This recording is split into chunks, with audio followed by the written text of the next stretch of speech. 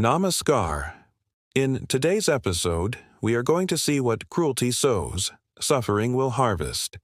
You may have seen many cruel people in your life who actually derive pleasure by inflicting pain on others.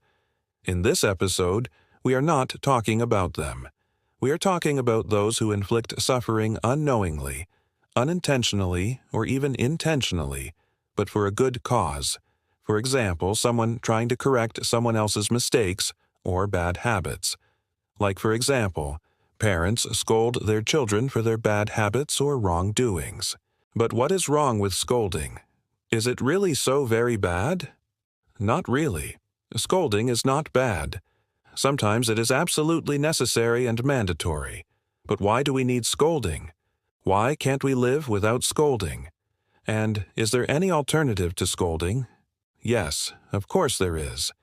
And a child who is scolded becomes rebellious, and a rebel does not listen to anyone. So scolding should be avoided.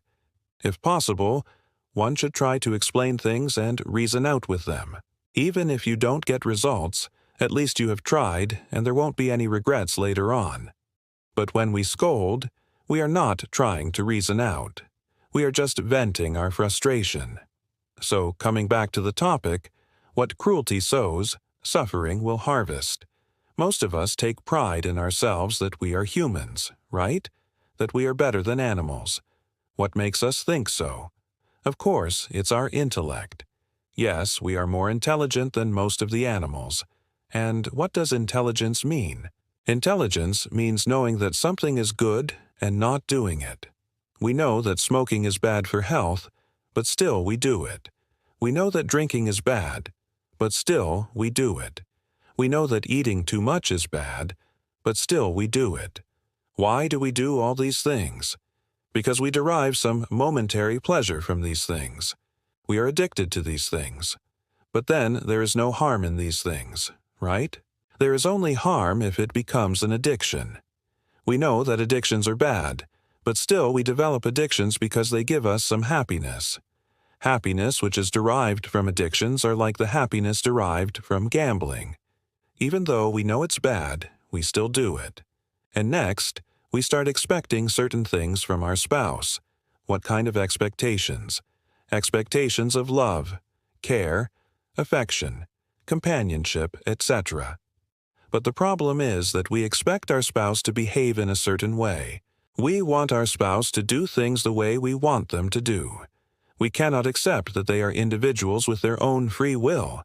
If you have such expectations on others, this world will become hell for you. You will suffer throughout your life. Why? Because no one can live up to our expectations. No one is perfect. Everyone makes mistakes. Even a small mistake makes you unhappy. The moment you notice a mistake, you start criticizing them. And if you keep on doing so, sooner or later they become rebellious and stop listening to you. This is one of the major causes for separation and divorce. We are not accepting the reality that our partner is a human being. They are imperfect. They make mistakes. It is the duty of a partner to avoid mistakes. But if mistakes happen, we should be able to overlook them. But if you cannot do so, then you have to face suffering. Now, let's move on to the next point.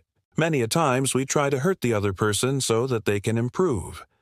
What is the guarantee that they will improve? What if they become more rebellious? Have you ever seen a child who has been scolded throughout their life? Such a person never listens to anyone.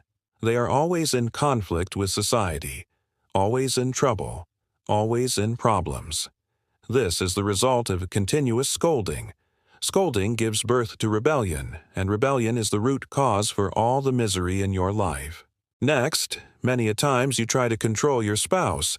Why do you want to control your spouse? Because you love them, right?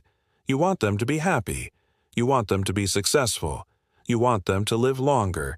Then how does controlling them achieve these things? Controlling them will only increase their hatred towards you. Instead of achieving anything, you will lose them.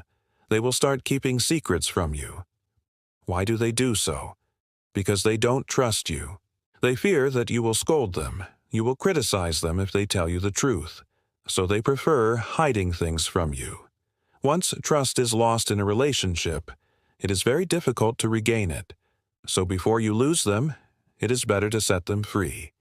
Let them live their life. Don't interfere in their life. This is one of the most important things you have to remember in your married life. Don't try to control your spouse. Don't try to change your spouse. Accept them the way they are. Everyone will make mistakes, right? Even you make mistakes. Everyone has their own free will. Your spouse also has their own free will. Let them make their own decisions in life. Give them space. Don't interfere in their life. Don't try to impose your decisions on them. Next, many a times you have certain standards in your mind. Certain standards regarding how your family should behave, how your family should treat you, how your spouse should treat you, etc. Have you ever thought of why do you have such standards? Standards are developed based on our past experiences, right? Based on our childhood experiences, how we have been treated as a child, how we have seen our parents behaving with each other, etc. If you have a bad childhood, then your standards will be very low. If your childhood has been wonderful, then your standards will be high. But having certain standards is not bad. But having unrealistic standards is bad. When you have unrealistic standards, you will suffer a lot in your relationships. You will be disappointed a lot. You will fight a lot with your spouse. You will have frequent arguments with your spouse. So it is better to have low standards. Set your standards at a low level so that you won't be disappointed often. And, last but not the least, we always try to judge others. Judging others is not bad. Judging others becomes bad when you judge them according to your own standards. For example, you go to a restaurant and eat in that restaurant. After finishing your food, you notice that there is some dirt on the table. Then you will feel unhappy. But when you go to a street food joint and find dirt on the table, you won't mind it, right? Because you have different standards for a street food joint and a restaurant. You expect a certain level of service in a restaurant, but you don't expect so in a street food joint. Similarly, everyone has their own standards. Everyone judges others based on their own standards. Why do you judge others? Everyone lives in their own world. Everyone has their own problems. So instead of judging others, try to understand them.